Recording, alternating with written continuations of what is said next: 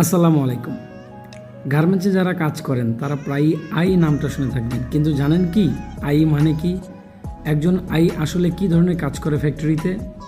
আজকের ভিডিওতে আমি আপনাদেরকে দেখাবো গার্মেন্টসের একজন আই আসল কাজের দায়িত্ব কি, কিভাবে তারা অ্যাসেম্বলি সেট করে, কিভাবে তারা টাইম সেট আপ করে, কিভাবে তারা ফলো আপ স্টাডি করে এবং কিভাবে তারা পুরো ফ্যাক্টরিকে প্রোডাকশন ফ্লো নিয়ন্ত্রণ করে। শুরুতে তাদের বেতন কত ধরা হয়ে থাকে এবং কী ধরনের যোগ্যতা বা দক্ষতা থাকলে আপনি এ ধরনের চাকরি নিতে পারবেন। আপনি যদি গার্মেন্টস সেক্টরে কাজ করেন অথবা এই পজিশন নিয়ে আগ্রহী হন, ইনশাআল্লাহ আমি মোহাম্মদ আলী কথা দিচ্ছি আপনাদের এই চ্যানেলের প্রতিটি ভিডিও আপনাদের জন্য খুবই উপকারী এবং তথ্যভিত্তিক। আশা করি আপনাদের উপকারে আসবে পরবর্তী কেরিয়ারের জন্য। যদি আপনারা গার্মেন্টসে কেরিয়ার করতে চান তাহলে অবশ্যই ভিডিওটি স্কিপ না করে ফুল দেখুন। আশা করি আপনাদের অনেক অনেক উপকারে আসবে। তাহলে চলুন এদিক সেদিক না তাকিয়ে আমরা শুরু করি। বন্ধুরা, গার্মেন্টসে একজন আইকে ইন্ডাস্ট্রিয়াল ইঞ্জিনিয়ার বলা হয়, যাকে শর্টকাটে আই বলা হয়। তাদের যে কাজ লেআউটের পূর্বে বা একটা ফ্যাক্টরিতে যখন লেআউট হয়, মূলত একটা গার্মেন্টস যখন সুইংয়ের জন্য কাটিং থেকে প্রস্তুত করা হয় তার আগে আইয়ের যে কাজগুলো থাকে এবং তার পরবর্তীতে প্রোডাকশন হওয়ার আগ পর্যন্ত আইয়ের যে কাজগুলো থাকে সেই বিষয়টা নিয়ে এখন আলোচনা করব এবং আমি আপনাদেরকে বুঝিয়ে দেওয়ার চেষ্টা করব যাতে করে আপনারা খুব সহজেই বুঝতে পারেন। প্রথমে যা থাকছে গার্মেন্টস মার্চেন্ডাইজারের সাথে আলোচনা করা। এটি একজন শিল্প প্রকৌশলীর প্রথম কাজ, যাকে আমরা আই হিসেবে চিনি, তাকে বাংলায় শিল্প প্রকৌশলী বলা হয়ে থাকে। এখানে তার গার্মেন্টস মার্চেন্ডাইজারের সাথে আসন্ন গার্মেন্টস পণ্য সম্পর্কে ব্যাপকভাবে আলোচনা করা উচিত, যাতে করে প্রোডাকশন ফ্লোরে গিয়ে কাজে কোনো ব্যাঘাত না ঘটে। 2 নম্বরে যা থাকছে গার্মেন্টস বিশ্লেষণ। অর্ডার নিশ্চিত হয় গার্মেন্টস প্রোডাক্টটি নিয়ে একজন শিল্প প্রকৌশলী ব্যাপকভাবে আলোচনা করতে হবে, যাতে করে আসন্ন পণ্যটির প্রসেসগুলো লাইনে প্রোডাকশনের সাথে সরাসরিভাবে জড়িত স্টাফরা সহজে বুঝতে পারে। একটা গার্মেন্ট যখন প্রোডাকশন হওয়ার জন্য সুইং ফ্লোরে যাবে তখন তার সাথে সংশ্লিষ্ট যত স্টাফ জড়িত আছে প্রত্যেকে যেন সঠিকভাবে বুঝতে পারে যে গার্মেন্টসটা কোন মাধ্যমে বা কিভাবে সুইং করতে হবে। 3 নম্বরে যা থাকছে আসন্ন গার্মেন্টসটি নিয়ে পূর্ব আলোচনা বা পিপি মিটিং করা। আসন্ন গার্মেন্টসের জন্য প্রয়োজনীয় ফেব্রিক্স কবে কাটা হবে এবং প্রয়োজনীয় আনুষঙ্গিক বিষয়গুলো নিয়ে সংশ্লিষ্ট কর্মকর্তাদের সাথে পূর্ব আলোচনা করতে হবে। গার্মেন্টস উৎপাদনের জন্য সর্বোচ্চ সতর্কতা অবলম্বন করতে হবে।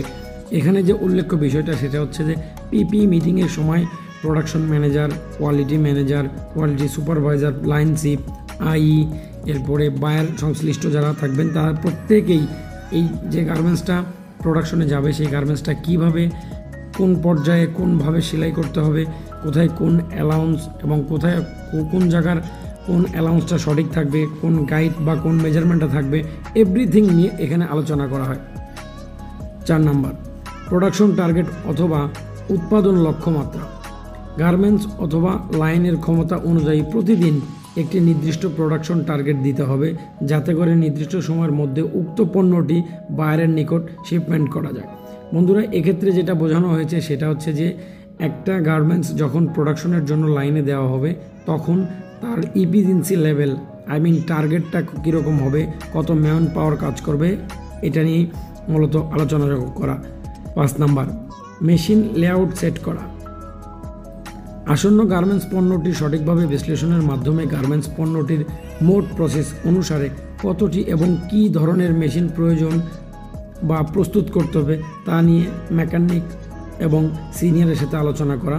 মেশিনগুলো প্রসেস অনুসারে ক্রমান্বয়ে সাজাতে হবে, যেটাকে আমরা লেআউট পেপার বলি, বা লেআউট পেপারে সঠিকভাবে প্রসেসগুলো এবং ক্রমান্বয়ে মেশিনগুলো কোন মেশিনের পরে কোন মেশিন বসবে, ওয়ার্ক স্টেশন যেটাকে আমরা বলে থাকি, সেটা সাজিয়ে দেওয়া। Line setting. 6 নম্বর গার্মেন্টস প্রোডাকশনের জন্য লাইন সেটিং অতীব গুরুত্বপূর্ণ একটা বিষয়। এই পর্যায়ে লাইন এমনভাবে সেটিং করতে হবে যাতে করে পোশাক শ্রমিকদের সঠিকভাবে কাজে লাগানোর মাধ্যমে অল্প সময় ব্যয়ে লাইনে প্রোডাকশনে যেতে পারে। কোনোভাবেই লাইন এমনভাবে সেট করা যাবে না যাতে করে আমার অতিরিক্ত সময় ব্যয় হয়, এতে করে লাইনের প্রোডাকশন ক্ষমতা কম হবে। একটা জিনিস মাথায় রাখতে হবে এখানে, সেটা হচ্ছে যে লাইনে যখন সেটিং করবেন বা লেআউট শুরু করবেন ঠিক ওই সময়টায়, যাতে করে পরবর্তী স্টাইল শেষ হওয়ার সাথে সাথেই নতুন স্টাইলের কাজটি কোয়ালিটি টেবিলে ওঠে বা আউটপুট হয়। এর মধ্যে কোনো প্রকার ত্রুটি বিচ্যুতি রাখা যাবে না, যাতে করে প্রোডাকশনের জন্য দেরি হয় বা লেআউট দেরিতে হয়। এক্ষেত্রে প্রোডাকশনের উপরে প্রচুরভাবে চাপ পড়বে, এটা সঠিক সময় শিপমেন্ট করা যাবে না। 7 নম্বর, লাইন ব্যালেন্সিং। লাইন ব্যালেন্সিংয়ের মাধ্যমে কম জনশক্তি ব্যবহার করে বেশি প্রোডাকশন করা সম্ভব। এই জন্য প্রথমেই লাইনের প্রতিটি অপারেটরের প্রোডাকশন স্টাডি করে অপারেটরদের একটি নির্দিষ্ট প্রোডাকশন টার্গেট দিতে হবে। যদি কোনো কারণে কোনো অপারেটর তার নির্দিষ্ট টার্গেট অনুযায়ী প্রোডাকশন দিতে না পারে, সেক্ষেত্রে তার পরবর্তী যে অপারেটররা ওই সমজাতীয় প্রসেস করে তাদের মাধ্যমে ব্যালেন্সিং করে নির্দিষ্ট প্রোডাকশনটি একজন গার্মেন্টস প্রকৌশলী উঠিয়ে দিতে হবে। এখানে লাইনের যে ব্যালেন্সিং সেটা হচ্ছে যে প্রতিদিন যে অ্যাবসেন্ট রিজন থাকবে বা ছুটি থাকবে, এক্ষেত্রে যে অপারেটর ফিল আপ করা হবে বা ব্যালেন্সিং করা হবে, সেক্ষেত্রে যে অপারেটর ব্যালেন্সিং করা হবে তার যদি ক্যাপাসিটি না থাকে, তাহলে তার পরবর্তী বা সমজাতীয় প্রসেস সে যদি প্লেন মেশিন চালায়, তাহলে পরবর্তী কোনো একটা অপারেটর প্লেন মেশিনের অপারেটর থেকে যাতে তার কাজ ক্যাপাসিটি করে তার থেকে ব্যালেন্সিং করা যায়, এই বিষয়টা এখানে উল্লেখ করা হয়েছে। এবং এটা গার্মেন্টসে আয়ের জন্য খুবই গুরুত্বপূর্ণ একটা বিষয়, কারণ এখানে মাথায় রাখতে হবে আইকে যে যখন সে কোনো অপারেটর ফ্যাক্টরিতে নিয়োগ দিবে, সেক্ষেত্রে যেন তার মধ্যে মাল্টি স্কিল অপারেটর নিয়োগ করতে পারে। এই জন্য গার্মেন্টসের লাইনের প্রোডাকশন খুবই ভালো হবে মাল্টি স্কিল অপারেটর থাকলে। 8 নম্বর, প্রতিনিয়ত প্রোডাকশন নিয়ে মিটিং। প্রোডাকশনের সাথে জড়িত এমন সকল স্টাফদের নিয়ে নিয়মিত মিটিং করতে হবে। প্রতিদিন টার্গেট অনুযায়ী প্রোডাকশন করতে কোনো সমস্যা দেখা দিলে তা সমাধান করতে হবে। উল্লেখ্য বিষয় যে যদি প্রতিদিন সকালবেলা মর্নিং টাইমে আপনি এখানে সবচেয়ে ভূমিকা পালন করতে হবে, প্রোডাকশনের যিনি থাকবেন তাকে সকালবেলা ফ্যাক্টরি শুরুর টাইমে মিটিং করতে হবে, যাতে করে অপারেটর বুঝতে পারে তার দিনের টার্গেট কত এবং তাকে কত ইফিসিয়েন্সিতে কাজ করতে হবে।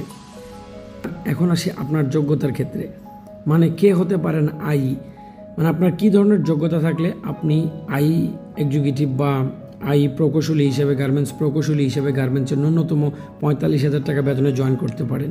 সেক্ষেত্রে আপনাকে অবশ্যই BSc in industrial and production engineering বা টেক্সটাইল ইঞ্জিনিয়ারিং বা যে কোনো প্রযুক্তি বিষয়ে ডিগ্রি অর্জন করতে হবে। সর্বনিম্ন অনার্স পাস হতে হবে বা কোনো একটা বিষয়ের উপরে ডিগ্রি থাকতে হবে, যে ক্ষেত্রে আপনি গার্মেন্টসে একজন আই প্রকৌশলী হিসেবে জয়েন করতে পারবেন। এবং সবচেয়ে বেটার হয় গার্মেন্টস ফ্যাক্টরিতে কাজের বাস্তব অভিজ্ঞতা থাকলে। যদি আপনার গার্মেন্টস ফ্যাক্টরিতে কর্ম করার বাস্তব অভিজ্ঞতা থাকে, এক্ষেত্রে আপনার শিক্ষাগত যোগ্যতা যদি একটু কমও হয়, তারপরেও আপনি আই হিসেবে কাজ করতে পারবেন।